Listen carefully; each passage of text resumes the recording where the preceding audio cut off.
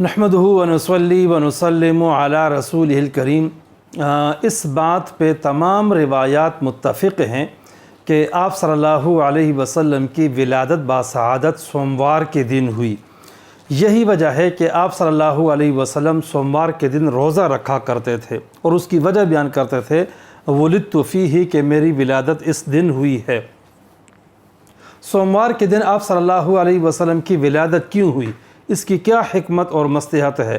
ظاہر ہے کہ ساری حکمتیں تو صرف اللہ ہی جانتے ہیں، لیکن ظاہری طور پر علماء نے جو حکمتیں بیان کی ہیں وہ دو ہیں۔ پہلی حکمت تو یہ ہے کہ ہفتے کے 7 دن ہیں، جمعہ کا دن فضیلت والا ہے۔ چاہیے تو یہ تھا کہ جمعہ کے دن آپ پیدا ہوتے، لیکن اللہ تعالیٰ نے سوموار کا دن جو ہے وہ آپ کے لیے منتخب کیا۔ اس کی وجہ یہ ہے کہ جمعہ کے دن فضیلت والا ہے۔ اگر آپ کی ولادت جمعہ کے دن ہوتی تو لوگ یہ سمجھتے کہ جمعہ کی وجہ سے اور دن کی وجہ سے آپ کی ولادت بابرکت ہوگی، حالانکہ آپ صلی اللہ علیہ وسلم کی ولادت ویسے ہی باسعادت اور بابرکت ہے۔ جس طرح کہ جمعہ کے دن کچھ لوگ فوت ہو جاتے ہیں تو ان کی فضیلت آئی ہے، اگرچہ اس میں کچھ کلام بھی ہے۔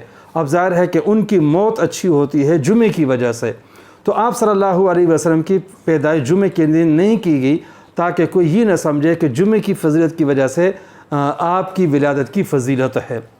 دوسری وجہ یہ ہے کہ اللہ تبارک و تعالیٰ نے دنیا کی جتنی چیزیں ہیں ان سب کو 6 دنوں میں پیدا کیا۔ ہفتے کے دن ایک چیز، اتوار کو، سوموار، منگل، اس طرح ہر دن کوئی نہ کوئی چیز پیدا کی۔ روایات میں آتا ہے کہ آپ صلی اللہ علیہ وسلم نے فرمایا کہ سوموار کے دن اللہ تبارک و تعالیٰ نے درختوں کو پیدا کیا۔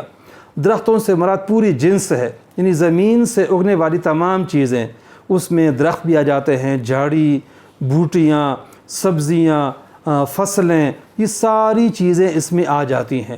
تو سوموار کے دن اللہ تعالیٰ نے ان فصلوں، درختوں وغیرہ کو پیدا کیا ہے، اور یہ درخت اور فصلیں، یہ ساری کی ساری چیزیں، ان میں جو اناج ہے اور سبزیاں ہیں اور پھل فروٹ ہیں، یہ انسان کے لیے جسمانی غذا ہیں۔